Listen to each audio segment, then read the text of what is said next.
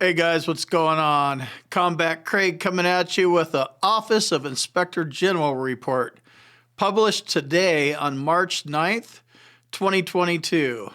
I'm not on camera for this one because I want to give you the facts and what's going on. There's a link in the description.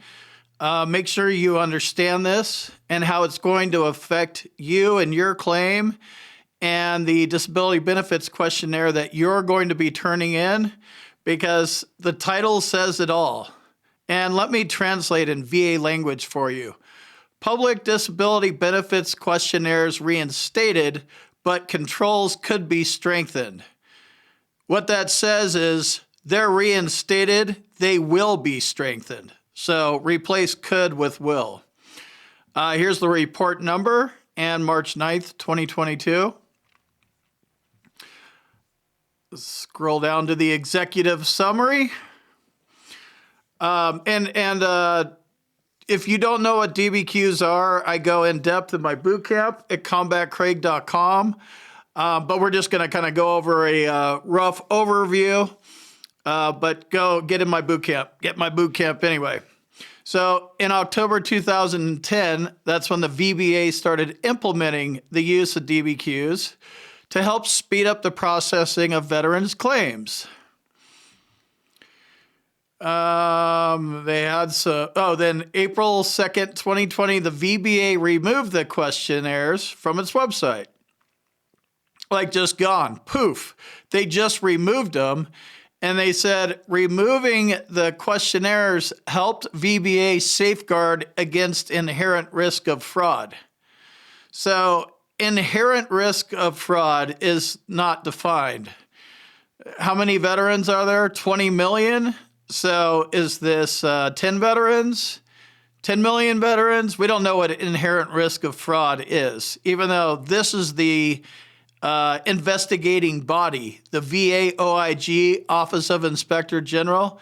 And I'll tell you what the number is. They probably found 10 veterans in the last 12 months that they prosecuted for fraud. So 10 veterans out of 18 or 20 million. So I think inherent risk is probably strong language. It might be better to say something like, yeah, it's barely anything at all, and it doesn't even rise to any level on any radar. But anyway, the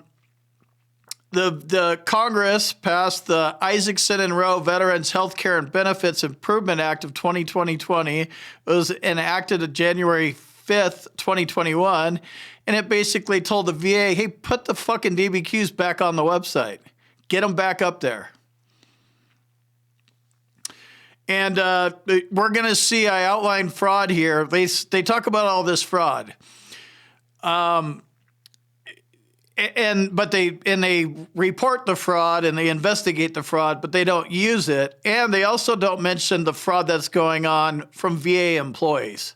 This is the VA shell game, the hamster wheel. So previously issued OIG reports found significant problems with internal controls over publicly available questionnaires. They don't have any problems mitigating risk. Some were fraudulent. The VA denies 80% of claims. That's their controls. That's been their control since the 50s, probably way before that. They already have controls in place. So that's bullshit. They deny our claims, period. So on March 1st, 2021, the VBA reinstated 69 questionnaires on its public-facing website. Again, I'm not going to read over every single thing in here. It's up to you to form your own opinion here. This is my opinion. And I'm just pointing out some of the things that I found to be kind of whatever, right? So the VA OIG made 5 recommendations. We'll go look at that. You have to remember, read the words, and then the VA uses weird VA math, weird VA language, at least as likely as not. We'll cover that too. So the words that they write on paper don't mean what you think they mean. You have to decrypt what they're saying to figure out what's actually going on. Here, old Larry M. Rinkmeyer. All right, so the acting undersecretary for benefits concurred with all the recommendations and provided acceptable action plans. Yeah, of course he did, because one VA employee, OIG guy, told other VA employee, old Larry here, hey, do you concur with all these recommendations? Because if you don't, I'm going to fire your ass and put your second in command in. And if he doesn't agree to my terms, right? So it's all bullshit. Shell game. Oh, yeah, we found that there's problems and we need to change them with the DBQs. Okay, great. Yep, I concur. All right, going down. Here is the structure of the criminal organization. Instead of undersecretary for benefits up here, you could just put the Gambino crime family. And you know how they have lieutenants and capos and soldiers and associates? That's basically what this is. The Mafia VA family. Let's see. The VBA staff identified numerous private organizations that provided questionnaires in return for a fee or a portion of the veteran's disability compensation benefits, and raised related concerns that these organizations were coaching veterans on what to say to maximize benefits. That's weird. Why hasn't the VA OIG done anything about this? They haven't done shit about these scammer companies. They just let them run and make millions. They're doing absolutely nothing. They either can't prove so, I don't know what they're doing, but they're not taking them down. I know that. So that's kind of a bullshit statement to even put in writing. On April 2nd, 2020, they removed the DBQs from the website. According to the VBA, the questionnaires were removed because the VA schedule for rating disabilities was undergoing modernization, necessitating questionnaire revisions. And VBA increased its internal capacity to provide examinations to all veterans who needed them. So that's what they say the reason for removing them was. But then you go to the very next sentence. Removing the questionnaires helped VBA safeguard against the inherent risk of fraud. That's why they removed them. They say they removed them for modernization. They actually removed them because of this undefined inherent risk of 10, 20, 50 people out of 18 or 20 million veterans. God, I hope we don't go to war like this and say, wow, there's an inherent risk that 10 people in that country of like 30 million don't like us and are threatening us. I hope we don't do business like this in all branches of the government.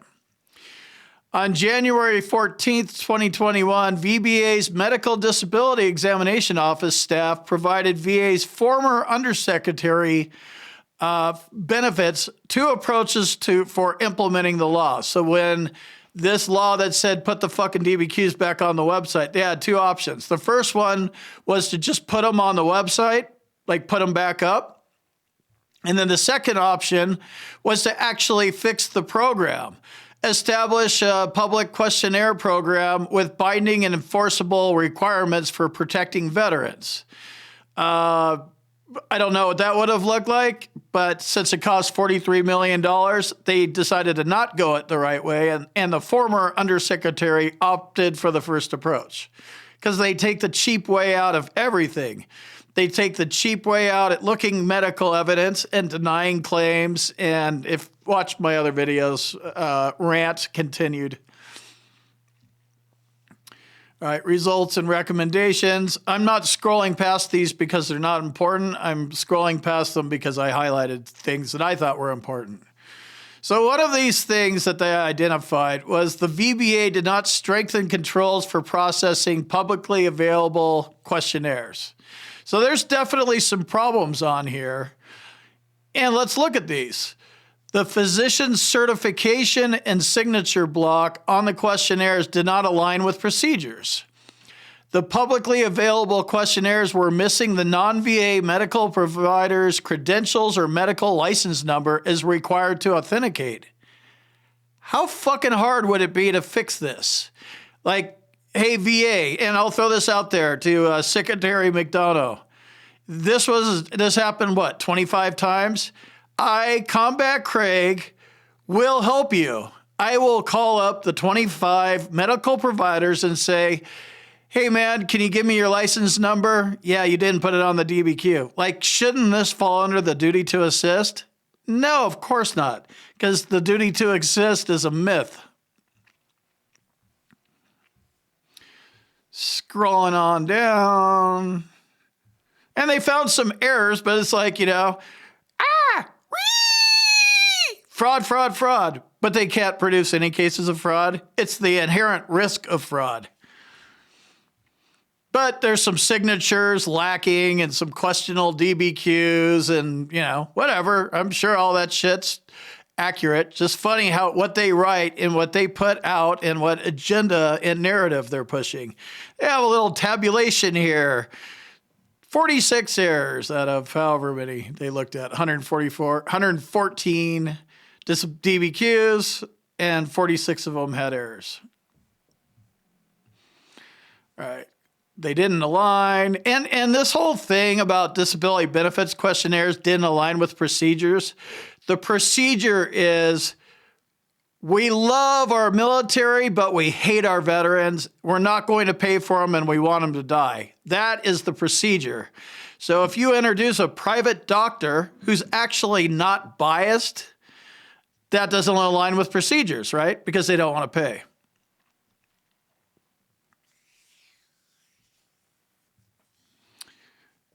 I guess some of my highlights didn't show up down here. I wanted to read through some of these. A veteran submitted a questionnaire in support for claim for increase of rhinitis. This guy got overpaid because the questionnaire did not include the examiner's credentials as required. They could have just called, maybe even done a duty to assist and called. Did they even ever call? That'd be interesting. No, they didn't even look. You know why they didn't call? Because it's legit. Okay, so here's the big example. So they have this thing where you go to a CNP exam. He's not your treating physician. He's there to deny your claim. He's not there to treat you other than treat you like shit and, try to lowball you. He's part of the lowball process. So they're saying that you can't show up with your own independent medical opinion. He has to be a treating physician. So the rules are changed. We only get to use our treating physicians. We can't go to an outside doctor, but they can send us to a CNP examiner, which we're only going to see once in our life. But that's not what this point is. They're saying, the provider's address was 1,200 miles from the veteran's residence. But it's okay for you to send me on a 4-hour drive across my state into some other state to a CNP exam that's 350 miles away. That's okay. But 1,200 is not okay. So that's their second example. Example 3, a non-VA medical provider completed a DBQ that contained handwritten notes and some information that was typed, cut, and pasted onto the form. Wow, that sounds like really illegal stuff going on here. This raises a red flag as to the authenticity of the information. However, the claims processor used the findings, accepted the form at face value, and assigned a 100% permanent and total disability evaluation because that's what you're supposed to do, you dickheads. It's the law. If a doctor examines you at any capacity, whether you pay him, you find him sleeping in a cardboard box somewhere, or he's been your treating physician for 45 years, if he provides medical evidence that proves that you're 100% permanently and totally disabled, that's exactly what the VA rater should do, because that guy is undertrained. I don't care about overworked. He's not a doctor. He's not a lawyer. You're supposed to accept the medical evidence. Stupid example. So get a little fired up here. I'm fiery. Oh, example 4. This one's good. So a veteran submitted a questionnaire in support of a claim for major depressive disorder secondary to service-connected disabilities. very legit. The questionnaire contained a medical opinion that linked the veteran's major depressive disorder to the veteran's ankle and foot conditions, but a valid rationale was not provided. What's the valid rationale? The doctor didn't say at least as likely as not. The doctor wrote an opinion in the private world and talked like a doctor, and he didn't talk in VA goofball language. The doctor didn't say as least as likely as not. And furthermore, the VA didn't even go and use the duty to assist to go fish that out. They just throw it on this stupid report. What else do I got on here?